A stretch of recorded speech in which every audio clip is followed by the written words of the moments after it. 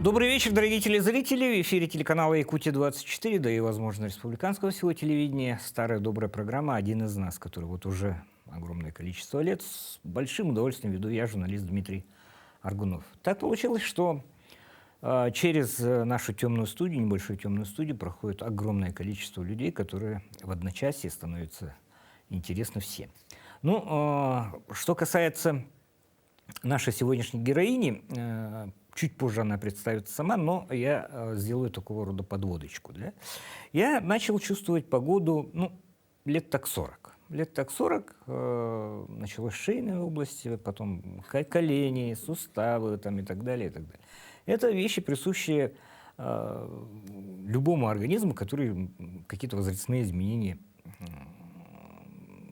переживает. Согласитесь, да, Татьяна Владимировна? И потом появилась какая-то метеочувствительность, вот эти скачки давления и так далее. Вообще, вот, колебания погоды на нашу человеческую жизнь, мало того, что нужно одеться соответственно, нужно распланировать весь день и так далее, они играют вполне такую прямую роль. Да? То есть, либо человек лежит на больничном, либо он плодотворно работает. Погода – вещь вроде бы эфемерная, потому что звезда по имени Солнце, она у нас торчала, по крайней мере, последние там, несколько сот миллионов лет и будет торчать еще столько же. Да? Но при этом какие-то изменения, там, и солнечного ветра, и всего на свете, и так далее, которые влияют непосредственно на атмосферу Земли, соответственно, погоду, они прямо при нашей жизни они проявляются. И мы сегодня говорим о погоде не в домах, а по всей республике с руководителем главного учреждения. Заметьте, мы не пошли на поводу у каких-то там попсовых элементов и так далее, которые, давайте, народных там предсказателей и так далее. Мы говорим с чисто научной точки зрения. Руководитель, давайте правильно представьте, Татьяна. Заместитель начальника Якутского управления гидрометслужбы, начальник гидрометцентра, Маршалик Татьяна Владимировна. Начальник гидрометцентра нашего якутского ГИМИИН, соответственно. ГИМИИН, да, Гидрометинститут раньше он назывался, да, ГИМИИН. Я сам проживаю на ГИМИИНе, у меня там и дети выросли, и все на свете и так далее. Я знаю вот это синенькое здание, а раньше же были еще такие деревянненькие здания, в которых ваши вспомогательные подразделения находились. Да? Ну, Татьяна Владимировна, я очень давно мечтал заполучить главного по погоде, потому что, представьте московскому журналисту заполучить Вильфанда, да, романа. Это большая удача, а для нас большая удача заполучить на непосредственное общение Татьяну Владимировну. Начнем с того, что мы же, как все, приходим в профессию. Я пришел, допустим, 19 лет безызвестным студентом в молодежную студию. А как вы пришли вот в это вот очень увлекательное занятие, которое называется предсказание погоды? Предсказание, да. Нет, не прогнозирование погоды. Давайте скажем правильно. Так, ага. Не предсказание. Мы не гадалки, мы специалисты, которые именно предсказывают погоду, прогнозируют погоду. Кто как называет, предугадывают погоду. Вот вы начали с того, что, да, погода – это вот то там суставы болят, то еще что-то. Погода – это такая субстанция, скажем, на которую можно свалить все. Да. И неурожай, и засуху, и переувлажнение, и кости болят, и все-все-все. Погода есть погода, можно на нее сказать все. И о чем всегда люди, когда встречаются, разговаривают, и если не о чем поговорить, о чем говорят, как погода. Самая универсальная тема. Да, универсальная тема. А это наша профессия – заниматься погодой. То есть, и вообще Якутское управление гидрометслужбы, как и все 25 управлений, российского Росгидромета, они, в принципе, не наукой занимаются, мы занимаемся конкретно погодой. Измерениями? Да. То есть мы накапливаем ряд наблюдений на всех станциях, которые по территории республики есть, другие управления по территории России, и занимаемся оперативной работой, составления прогнозов, передачи этих прогнозов всем заинтересованным и людям, и организациям, и органам власти. И по договорной работе у нас очень много предприятий, которые с нами заключают договоры. В профессию я пришла давно. Поступила учиться в Иркутский государственный университет на специальность метеорология. значит, в 1982 году. Попала случайно туда, потому что, значит, судьба меня свела с человеком, который буквально за год до поступления, который так рассказывал про погоду, что, знаете, невозможно было не узнать, где на это учат, и не пойти туда учиться. Вот, окончив его, я вот приехала по распределению в Якутское управление, и уже 36 лет работаю. Сначала работала синоптиком, вот, и уже 5 лет работаю начальником гидрометцентра. Я, когда в детстве слушал радио, да, там же говорили, синоптики объявляют там и так далее. Я всегда путал со словом «сиропчики» и в детстве. Ну, якутское такое восприятие малыша, который синоптики-сиропчики. Да? И казалось, что это очень вкусно и очень так как-то, ну, все же мы знали там сироп шиповника, брусничный сироп и так далее. И при этом, еще раз, это в крови каждого из нас. Мы включали радио в 6 всегда, да, когда поступала официальная информация. Есть даже, по-моему, в картинах известных якутских художников, того же Мухала, по-моему, ну, если я ошибаюсь, но есть гравюра, самая знаменитая, где люди севера слушают радио. Я более чем уверен, что они... И да, что касаемо погоды. Скорее всего, погоду, потому что, да, особенно жизнь на севере, ведь мы же на севере живем, погоду знать – это самое главное. Потому что ведь у нас кто этот северянин-то, говорят же, не тот, кто не мерзнет, а тот, кто тепло одевается. Если знаешь прогноз, оденешься по прогнозу, и все, тебе обеспечено нормально, не замерзнешь, доедешь, дойдешь куда надо. Но надо знать погоду. Смотрите, вот когда вы приходили в профессию, и вот сейчас текущий уровень, да, мы же говорим сейчас глобализация, цифровизация, все прочее и так далее.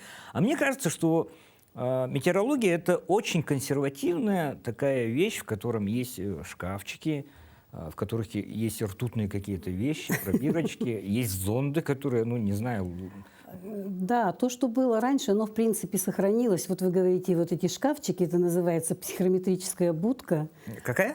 Психрометрическая. Со словом «псих» не имеет никакого. Все Психрометрическая. Есть психрометрическая таблица потом. В общем-то, там располагаются приборы.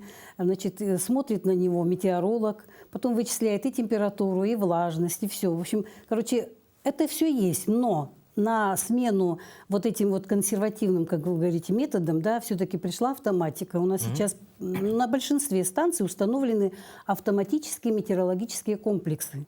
То есть это уже вот вроде тоже те же самые измерения, только датчики. То есть уже метеоролог сидит, например, не выходя на площадку, и основные параметры, то есть вот, например, температуру, давление, изменение давления, то есть барическая тенденция, это уже он может померить ему датчики. Но есть такие наблюдения, которые не заменит никакая аппаратура. Это наблюдение за облачностью, за формой облаков, потому что их же очень много форм облаков, за явлениями погоды, то есть время начала, там, например, дождя или снега. Вот. Ветер, конечно, мерит приборы, значит, и средний ветер, и порывы, но есть вот такие визуальные наблюдения, например, дальность видимости. Тоже есть приборы, но они у нас не на всех станциях есть, поэтому есть, значит, такие ориентиры визуальные, по которым определяют дальность видимости. 2, 4, 10 километров или миллион на миллион, как авиационники говорят, когда видно все. То есть расставляют колдунчики, и по ним виден, не виден вот этот... Нет, примерно нет. так? Нет, просто на местности ищут какие-то такие ориентиры, по которым можно ориентироваться. Например, гора какая-то. Вот до нее знают, что мерят расстояние, например, 2 километра там, или 4. То есть если ее хорошо видно, то значит видимость 4 километра, например. Если ее не видно, то есть другие ориентиры, более близкие. Ну, вот вы сказали по поводу облачности, да, ну, сейчас же искусственный интеллект, нейросети и так далее, они мало того, что анализируют, они еще и создают определенную. То есть, в принципе, сейчас, наверное, без 5 минут вы, наверное... Без работы, хотите сказать, мы остались? Не-не-не, от того, что вашу жизнь гораздо облегчит вот эти абсолютно новые нововведения, если не ограничат, конечно, все вот эти нейросети и так далее. Я не знаю, искусственный интеллект в плане погоды. Вот все-таки мы поговорили по поводу погоды, это вот наблюдение за погодой, да? А вот далее идет, все наблюдения же идут куда? Они стекаются в гидрометцентр, где обрабатываются, раскодируются, на карту наносятся, потом обрабатывается, и синоптик уже видит, где циклон, где антициклон, где фронты какие пошли, да? Вот. Раньше, конечно, это все делалось вручную. Вручную тенденции считали, линейкой измеряли. Сейчас есть у нас численные модели. Моделей очень много, но в связи с последними событиями некоторые модели недружественных нам стран нам теперь не передаются. Вот. Есть и российские модели, есть и английские модели, которыми мы пользуемся. Это как раз вот прогнозирование барических полей основных, по которым составляется прогноз. Касаемо работы вашей, да, я все-таки думаю, что вот те ваши коллеги, которые сидят, к примеру, на станции Восточной, вот на Хандыге, да, ну, и дальше, или там, у вас сколько вообще вот этих станций? А станций у нас на данный момент 98. Было 90... По республике? Да. Это обитаемые прямо? Там есть метеоролог? Конечно. Это метеорологические станции, где Ну, вы же у нас сказали, сейчас есть штат. автоматические какие-то... Нет, это прямо на станциях установлены эти автоматические комплексы. Но Но обслуживать все равно... они без людей же не могут. Если этот автоматический комплекс устанавливается на труднодоступной станции, там же электричества нет, у них бензогенераторы, которые вырабатывают электричество для того, чтобы заряжать аккумуляторные батареи, для того, чтобы этот комплекс работал. То есть как бы без людей пока ничего не работает. 98, говорите, да? 98. Была 99-я, пока законсервирована после паводка в Верхояне и Якичу станция наша, потому что ее хорошо затопило. Вот, но мы в перспективе хотим ее восстановить. Сейчас же говорят трудовой подвиг. Вот езжайте на промышленное предприятие, на вахту, да? А ваши сотрудники, получается, они прямо живут там. Да, конечно. То есть у них двойной какой-то подвиг, потому что вахтовики-то, они после вахты 3-месячной, они приезжают и в нормальных условиях, Да, скажем. наша вахта, она более длительная. Годовая. Да, годовая. Иногда бывает двухгодовая, когда, например, приезжают. Часто работают на труднодоступных станциях семьями. Муж и жена приезжают. Бывает потом взрослые дети уже, потом тоже окончив курсы, приезжают тоже с ними работать. И вот они работают, например, 2 года, потом выезжают в отпуск. Им на замену приезжают другие сотрудники. Но компенсируются вот какие-то вот эти неудобства, скажем так, проживания рядом с медведями Ну, не везде. более длительным отпуском, более частыми проездами? Нет. Проезды точно так же, как и у всех. Единственное, что, значит, спецодежда – это раз. Ну, естественно, проживание. Вот. Плюс паёк. Паёк, да. То есть, как бы мы же, они там где питаться должны? У нас есть прямо паёк, он довольно разнообразный, довольно большой по объему, и поэтому там люди сами и хлеб пекут, потому что они обеспечены такими продуктами, чтобы, например, заводить тесто и печь хлеб. Есть все абсолютно. Паёк, он разработан по калориям, по витаминам и по всему. И поэтому, опять же, от людей зависит, те, кто как живут, каким образом они будут питаться. Кто-то по разнообразнее питается из тех же продуктов, потому что готовит, что-то выдумывает, а кто-то проще. А люди с ума не сходят. Вот, ну, вы знаете... Это же как космонавт. Некоторые не выдерживают, даже года не выдерживают. Значит, поработали немножко, говорят, ой, нет. Не наш. Не наши, да. Ну и несмотря даже на то, что раньше на труднодоступных станциях у них связь-то какая была, только морзянка. А сейчас-то у нас везде установлены, значит, висаты спутниковые, везде практически есть электронная почта.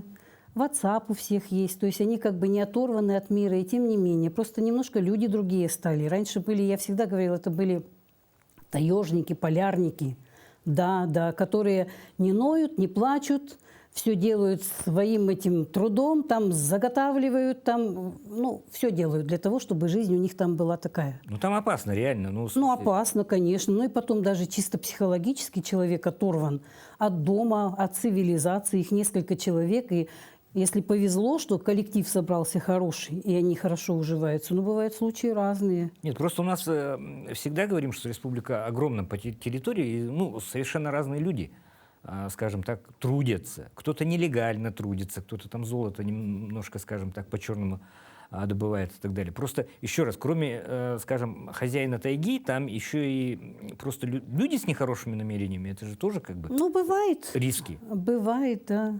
Бывает такое.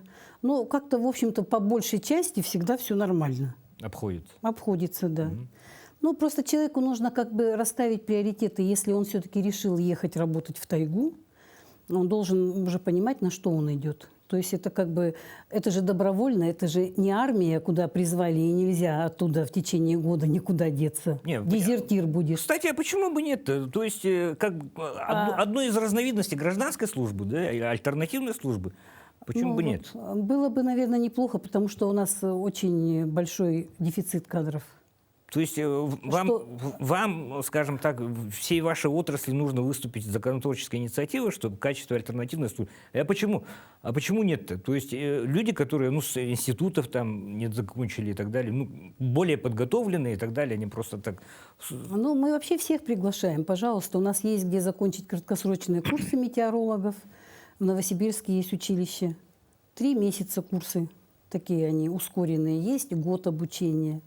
Вот. И, пожалуйста, у нас мы трудоустроим, приезжайте. Кто любит природу, тайгу, уединение. Вот. Общество медведей? Ну, не обязательно общество медведей. После вот этой ленских событий-то люди... Ну, бывают. Медведи выходят тоже когда-то, ведь у них тоже, видимо, бывает плохо в тайге после пожаров. Вот, идут к людям в надежде пропитаться. А вы лично сами вот на отдаленных станциях... Бывало. И проживали? Нет, проживать Просто не проживала. посещали, да? Посещала, была в командировках. Вот. И на юге была станция Канку, у нас есть горная такая, в Валданском районе. В Эмиконском районе была. Ну, в общем, в некоторых станциях была, но чисто с командировкой, не проживала. Поэтому не могу в полной мере сказать, каково год жить вот где-то там в тайге, далеко от всех. Ну, я говорю, это как космонавты же. То есть прямо там доставляют все вот это, продукты, книжки. Ну, космонавт живет совсем в ограниченном пространстве, а здесь, наоборот, простор. Да. Простор. Право. Да. То есть вышел, воздухом Да, подышал, воздухом подышал, речка. Ягоды пособирал. Да, здесь немножко другое. Шикарно. Перейдем к летающим тарелкам. Не надо смеяться, еще раз говорю. На самом деле, еще раз, как только начались, скажем так, метеорологические наблюдения в том виде, в котором мы привыкли видеть, представлять, начались многократные фиксации со стороны гражданского населения каких-то неопознанных явлений в небе. Да? То есть светящиеся шары какие-то. Вы же причастны, согласитесь. Нет, к летающим тарелкам мы я не причастны. Говорю, да, а вот к явлениям. Когда зонд отсвечивает в атмосфере в определенных условиях, и он кажется как бы наполненным там каким-то, не знаю, ореолом каким-то светящим. Ну, не знаю, я сама этого не видела, чтобы вот он такой светящийся был. Вообще, да, у нас на территории республики 15 аэрологических станций. Самая северная – это станция Котельная на Новосибирских островах. Вот. Ну и самая южная – это что у нас получается? Алдан. Алдан, да. Вот. То есть 15 станций. И, 2 раза в сутки в 8:30 и в 20:30 у нас, идет выпуск радиозонда. Надувают такую, накачивают водородом оболочку, к ней прицепляется вот этот приборчик, зонд, который фиксирует основные параметры атмосферы. Ну и выпускают его. В общем-то, средняя высота подъема этого зонда 25 километров. Бывает, он летит и 30 километров, бывает и больше. Это, смотрите, почти стратосфера же. Да. Вот, в общем-то, То есть, в стратосфере давно ушедшее солнце, оно еще отсвечивает. Ну, может быть. Я не знаю, я сама не видела, поэтому не могу говорить, кто, это может как быть, видел. В литературном произведении свет Венеры отразился там от болотного газа. Не знаю, может быть, отразился. Нет, на самом деле, еще раз, я сам видел определенные какие-то явления вот в атмосфере, да? Если учитывать то, что на 25 километров редкий самолет до туда долетит. Да, конечно. Военные же только летают. Да, и по рассказам, я не знаю, на моей памяти не было, что там на спор как-то как-то оболочку накачивали определенным образом, и она до 40 километров долетала. В общем-то, потом оболочка лопается, и вот этот вот приборчик наш, да, он где-то падает. Вот. Иногда было, что прямо над городом Якутском, потому что в зависимости от атмосферной циркуляции, вот бывает, он летит в одну сторону, потом как-то в другую, все, и вот падает. Буквально 2 года назад, получилось так, что порывом ветра как-то вот выпустили не очень, и он зацепился за провода на Сайсарах у нас прямо, там и МЧС вызывали, было такое. Опа, то есть мы все не застрахованы от того, что вот такой кирпичик измерительный... Нет, практически застрахован. Это, наверное, был единичный случай. А так, в основном, они улетают и где-то в тайге, наверное, падают. Вот. Были раньше случаи, что люди приносили нам, говорят, это, наверное, ваш прибор. Но он совершенно небольшой, совсем такая небольшая коробочка. Еще одна ипостась вашей работы – это мы все живем в краю там миллионов озер, речушек, рек, больших водоемов. Да? Гидрология. А вот какое место занимает все-таки гидрология в общей? В нашей службе, Да. да? Ну, в общем-то, знаете, такое почетное и не очень маленькое место, потому что все-таки, как вы сказали, край озер и рек, вот, поэтому гидрологи у нас тут короли. Вот, они наблюдают за всеми уровнями. Вообще, как бы гидрология для чего нужна в государственном вообще в таком масштабе? Чтобы посчитать, сколько воды втекает в мировой океан. То есть вот смотрим, за стоками наблюдают и все. Ну а в плане того, что в субъекте, например, это половодье весеннее, летние паводки, потом межень. Вот. И для того, чтобы судоходство нормально было, чтобы не топило, значит, населенные пункты, в общем, вот это вот все. Естественно, что здесь у нас гидрологи, они у нас, начиная, да, практически круглый год. Вот сейчас они Да, еще... тут ледостав, Да, то сейчас вот ледовые ледостав, переправы. не успели реки замерзнуть, и уже начинаем подготовку уже к следующему сезону, к половодью. Вот, поэтому там и организация временных постов, наши постоянные, которые у нас посты, вот 128, и вот в этом году у нас 74 было временных на период половодья организовано постов. Вот, поэтому здесь у нас тоже не хватает и гидрометнаблюдателей, и специалистов-гидрологов. Так что, если, может быть, нашу передачу смотрят те, кто имеет гидрологическое образование, А где это его получают? гидрологов и метеорологов много где учат. Самое, вот, например, среднеспециальное образование – это техникумы Владивостокский, Иркутский. Ну, и есть по территории у нас еще Московский есть, этот самый Алексинский техникум, да. Вот. И училище, но там метеорологов учат, вот метеорологов в Новосибирске. Вот. А так вообще высшее образование получают практически во всех университетах есть. Ну и основной наш этот питерский гидрометеорологический университет. Хорошо. Татьяна Владимировна, смотрите, я не могу оставаться в стороне, как бы, да. Я более чем уверен, я всегда выступаю с определенным скепсисом, когда абсолютно безапелляционно говорят, все, наступило глобальное потепление, таких явлений, такой теплой зимы не было никогда, там, начиная с 2019 года и так далее. Я более чем уверен, что абсолютно примерно такие же температуры средние, суточные, они фиксировались даже в XIX веке. Да? Но вы же смотрите все-таки поближе сюда. Да, мы, в общем-то, конечно, когда что-то происходит, какие-то новые температурные рекорды, например, бывают, мы, конечно, смотрим весь период наблюдений. Но как-то, знаете, более рационально смотреть то, что было вот как бы в досягаемости там 30, 40, 50 лет, например, назад.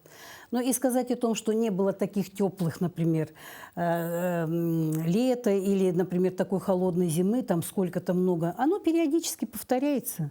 Периодически цикличность такая есть, и поэтому недавно, вот я буквально сравнивали, мы когда были самые теплые, значит, года, когда было самое жаркое лето, это очень недалеко, 12-й год, 11-й, когда вот в Якутске рекорд держится с 11-го года 38,4. А чуть подальше? А чуть подальше, ну там разные, но 38,4 это вообще рекорд в Якутске. То есть выше температуры не было, поэтому иногда начинают говорить, ой, а раньше было там за 40 летом и там за 70 было зимой. Нет, абсолютные рекорды, они пока есть, и поэтому у нас Верхоянская и Мекон держат свои рекорды, и пока ниже температуры не было. Хотя каждый год, когда начинается зимний период, и начинают распространять везде, что какие-то населенные пункты, и там то термометры показывают, даже термометров таких нет до 80 градусов. Кстати, да. Потому что абсолютный максимум держится. 67,8, Верхоянск 67,7, хотя там в Аймеконе написано 72. Да, но оно нигде же документально не подтверждено. Стоп, Что стоп? А Обручев? Ну, а где это подтверждено-то? То есть это литературный вымысел? Да, вот это стоит. Но оно уж так и есть, вот этот рекорд 67,7, который конкретно был зафиксирован. Вот. А то, что научно, говорят, объективно. который был зарегистрирован, то есть измерена была температура. А высчитать-то можно все что угодно. Я не думаю, что вот, например, северо-восток наш, вот Аймеконский район, может где-то есть впадины такие, где, может быть, и ниже температура бывает. Но просто там нет наблюдений и мы не можем сказать. А расчеты какие-то вести, ну, рассчитывать можно все, что угодно. Все-таки любой рекорд, он подтверждается. Поскольку вы, еще раз, большой специалист по погоде, навскидку, вот такая теплая осень, полузима, да, вот ноябрь, по крайней мере, ноябрь такой теплый, навскидку когда был? В 2021 году. Еще. Еще до этого смотрели 12-й год. До этого мы смотрели 900, по-моему, 98-й год. Такие ноябри и октябри теплые, они периодически бывают. Все зависит от формы циркуляции. То есть это не означает автоматом того, что вот сваи завтра поплывут и все на свете. Это, конечно, скажем так, область мерзлотоведов, да, и так далее. Но люди же вот привыкли, все у нас потепление, у нас Африка будет, там пальмы будут расти и так далее, макаки бегать. Ну, например, давайте вернемся в прошлый год. Да. Вспомните зиму прошлого года, вот этого сезона 22-23. У нас самый минимум температуры где был? В горном районе. Этот холод арктический, такой мощный, спустился через Оленек, через Вилюйскую группу. 60 градусов давно уже не было в этих пунктах населенных. В этом году было и горный район, сейчас, если не изменяет память, 63,7. Это был самый минимум температуры. То есть это не в Аймеконе было. Прошлый год, да? Да, вот прошедшая зима. Поэтому говорить о том, что прямо аж глобальное потепление, у нас будет холод. Мы все-таки на севере живем.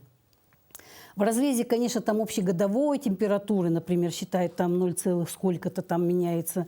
И вот мы пересчитали, не мы, Гидрометцентр России, каждые 30 лет пересчитывают нормы, вот, которые мы привыкли слышать, норма температуры, норма давления. Вот с учетом 30-летнего последнего периода, да, там тенденция есть, что температура кое-где, где-то не изменилась средняя температура, где-то там 0,1, где-то побольше, ближе даже к градусу. Вот. Но это не говорит о том, что уже совсем глобальное потепление, что все, как вы говорите, потечет. А люди, знаете, им, наверное, свойственно. Человек, жизнь-то все-таки не очень длинная у него, да, ну, в среднем 70, 80, 90, кому повезет, да, лет. Вот. А глобальное потепление, оно не исчисляется десятками лет. Это даже не сотни, это даже тысячи лет, наверное. Поэтому что так уж волноваться-то? Оно сегодня не потечет и не упадет, и не растает. Не да? при нашей жизни, да? Ну, не при нашей, даже, наверное, не при жизни наших детей и внуков. Я так думаю. А там это уже их проблема. Ну, не их проблема. Да, наверное, будет их проблема, но в то время, к тому времени, наверное, и наука шагнет вперед, может быть, что-то придумают. Сейчас же вот есть же всякие климатические риски, программы разрабатывают, адаптации к изменению климата. Я думаю, что умных людей много придумают, что делать, чтобы не были такие изменения так вот глобально губительные. Несмотря на войну в секторе Газа. Смотрите, умных людей говорю, да. Смотрите, все-таки вот этот теплый ноябрь, он скомпенсируется более жестоким декабрем, январем и, возможно, февралем. Не обязательно. Вот это вот. Каково правило все-таки? Нет, вы знаете, я пробовала, смотрела последние, по-моему, 30 лет. Я там такой вот четкой закономерности, что, например, после теплого ноября будет обязательно холодный декабрь или январь. Там такой четкой закономерности нет. Вот. Поэтому у нас октябрь в этом году был теплый. Он получился довольно прилично теплее нормы. Ну, в среднем, если брать, да, ноябрь он получится чуть-чуть теплее нормы, потому что у нас первая декада, как мы говорим, теплый-теплый ноябрь, на 2,6 была ниже нормы температура в Якутске. И в центральных районах первая декада была холодная. Вторая получилась на 8 градусов выше нормы. И вот сейчас началась третья, понизилась температура, но она еще не достигает нормы. Потому что вот для Якутска, например, норма на эти дни, ночная температура 36, дневная 26. Ну, сейчас же примерно так и есть. Но еще пока нет. Потому нет. что вот к 30 мы только вот 2 дня буквально как приблизились, да. Вот. И у нас сейчас процессы все широтные, то есть мы получали, вот, который циклон последний вышел, ну вот в Сибири наделал делов. Да, там люди Он же погибли, к нам да? на территорию выходил, да. Через центральный район он уже прошел он в таком затухающем виде, то есть в заполняющемся. А на западе территории у нас выпал хороший снег, и ветер до 22 метров в секунду был. В Ленском, Мирнинском, Алепнинском районе. То есть хороший ветер дул. И в передней части, в Кобяйском районе был сильный ветер. Вот. Сейчас вот до конца месяца все процессы будут с точностью да наоборот, не с запада, а наоборот. Выходят циклоны, у нас выходят на Охотское море, дальше через Камчатку, на Чукотку, и по зоне вот это вот, значит, облачные поля со снегом и с не очень низкой температурой будут спускаться как раз с северо-востока на центральные районы. Стоп, это означает, что примерно через дней 5 мы получим потепление, да? Оно сейчас вот прям буквально будет вот... Я не чувствую, я уже вон ту собрался там достал. Ну, я же вам только что сказала, что мы даже нормы не достигли. То есть в это время бывает и 40, и ниже. Вот. То есть у нас вот сейчас к выходным может быть где-то приблизиться к 40 температура, может первый туман получим в выходные, потом опять немножко потепление будет, так как все-таки это вот восточные воздушные массы с влагой, со снегом, и когда проходит все вот всякие фронтальные разделы, ветер обязательно есть, не сильный, но тем не менее есть. На Колыме, в Колымо-Индигирске, конечно, там будет много снега, будет много ветра, но нам не очень много достанется. А вот уже начиная где-то со 2-3 декабря должна начаться зима у нас. Настоящая, какая должна быть. Которая начинается в Якутии. Которая начинается в Якутии. То есть у нас должен установиться антициклон сибирский с отрогом на Эмиконе, все успокоится, и все должно прийти к тому, каким оно должно в это время быть. Смотрите, Татьяна Владимировна, все-таки мы люди вот проживаем там в поселениях, городских, сельских, возможно, и так далее. Да? Многие, в том числе и я, меряем по техническому состоянию авто. Пандемийные какие-то годы был двухмесячник какой-то, прям чуть ли не каждый день 50 там торчал, да, было такое, и многое из технических деталей автомобилей пришло в негодность по причине того, что там похолодание, вот стоит калматит, заехал в гараж, там сальнички поплыли и так далее. Ну, 2 месяца подряд там ниже 45 вот было в пандемии. Было. Да, 45 это нормальная температура. Очень жестокое такое все-таки было, и я вот боюсь спросить, эту зиму-то мы на это не того? Я всегда говорю, зима будет. Зима будет. Да, зима будет, она никуда не денется. Она, может быть, будет с периодами, значит, потепления немножко. У нас часто бывают восточные процессы, то есть вот как раз не с запада, когда приходит, а с востока что-то нам закидывает. Но это все равно бывает кратковременно. Поэтому надо готовиться к настоящей зиме, к нормальной зиме. То есть будем ждать зиму в пределах нормы, но с какими-то, значит, вкраплениями то восточного, то может... Но западные процессы зимой редко до нас доходят, до центральных районов. Они в основном оказывают влияние на западные районы. То есть вот у нас в основном Ленский район бывает и юг республики, когда задевают его проходящие вот эти циклоны, и там бывают изменения погоды. У нас, если уже холод бывает сядет, вот как он должен в декабре сесть, его сдвинуть очень сложно. У нас же центральная вот эта, она более, скажем так, консервативная, что ли, предсказуемая. Ну, более, но да. тем не менее, за последние годы периодически прям прорываются циклоны. В позапрошлом, по-моему, году было, когда атлантические циклоны доходили до нас, вот мы их прямо просматривали, что вот он зародился там, идет, и вот, казалось бы, до нас не должен дойти. Что он подхватывает? Холода, тепла, регенерация его происходит, и он прямо доходит до Якутии. Ну, правда, до центральных районов редко, но вот западная, северо-западная часть республики под его влиянием оказывалась, да. То есть Таймыра примерно и так далее? Ну, Таймыр это близко. Это я имею в виду, что до Таймыра доходит, и еще даже нам на Оленёкский, на Анабарский район. Ну, я думаю, вот. те вещи, которые там зарождаются еще раз в Атлантике, в познании моей в географии, там, Гольфстриме и все прочее и так далее, они должны завершаться где-то в районе Уральских гор. Да? Ну, должны. Но вот тем не менее, доходят. Смотрите, вот у меня замечательный приборчик, да, который смотрит там жизненные какие-то показатели и так далее, пульс там. Да, не только у вас, и у меня все тоже. прочее. Да, привыкли, очень удобно. Очень удобно, да. Удобно. А вот смотрите, они обращаются к каким-то приложениями и к тому подобному, часть из которых, еще раз, в силу определенных событий в мире, геополитики и так далее, они перестали здесь у нас работать. Какая служба, вот там, Визор Underground, Визор.ком, Гисметео, максимально объективно в плане того, чтобы, по крайней мере, быть готовыми? Там, в плане погоды? Да. Прогноз... Куда смотреть? Прогнозы гидрометцентра на нашем сайте. Опа.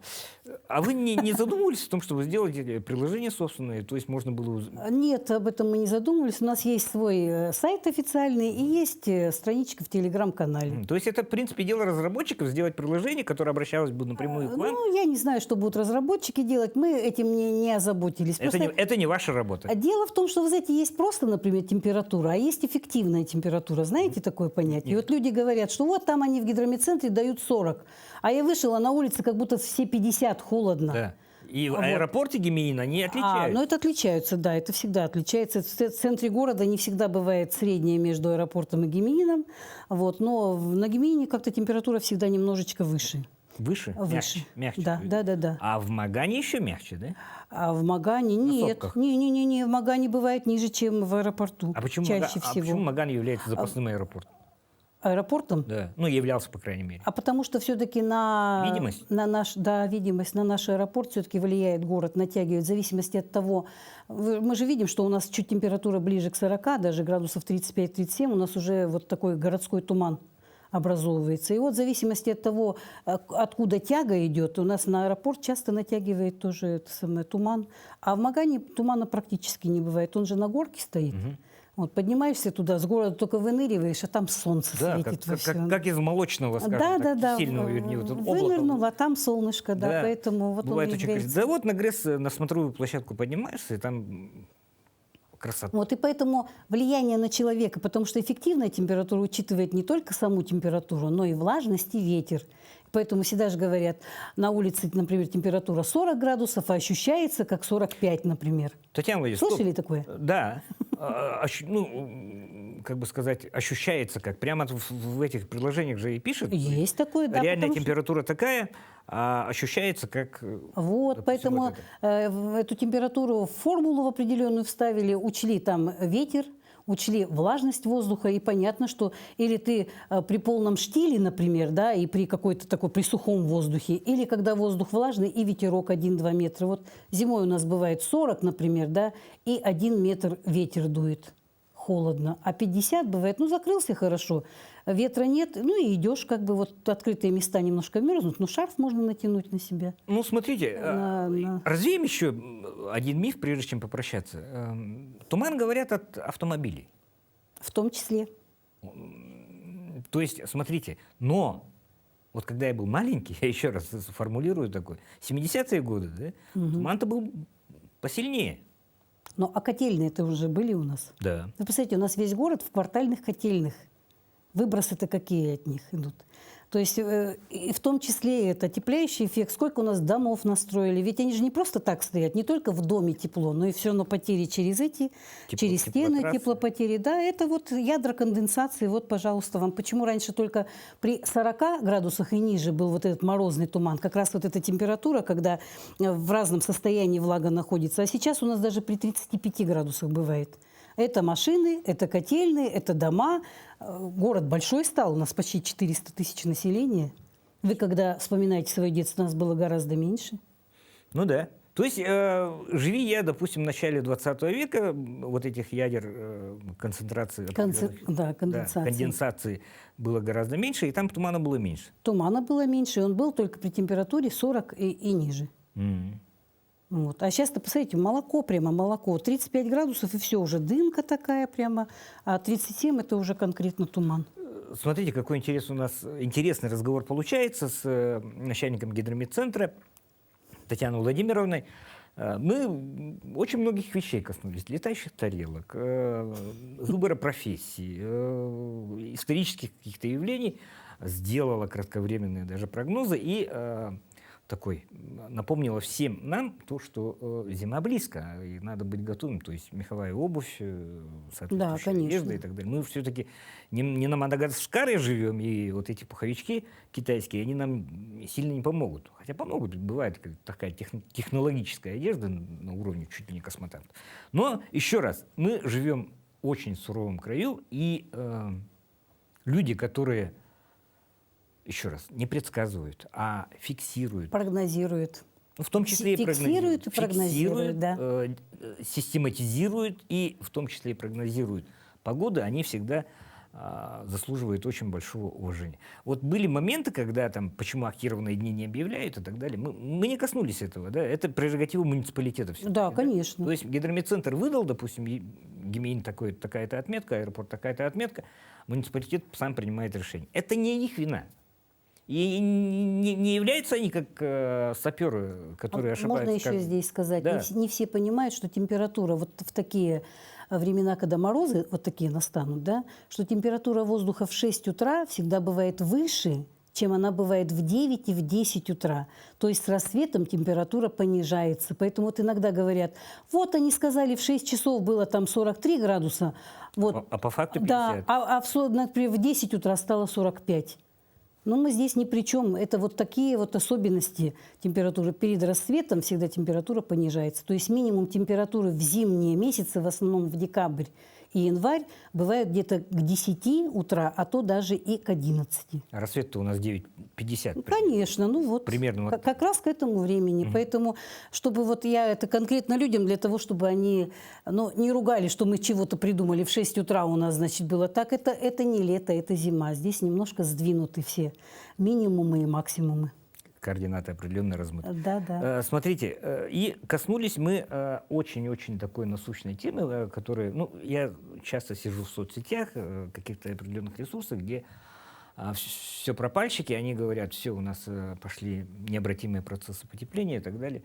Еще раз, ближайшая такая же теплая осень, ноябрь были в каком? 21-м? 21-м. Да, До этого то в есть 12-м, в 11-м. Да, то есть они повторяются периодически.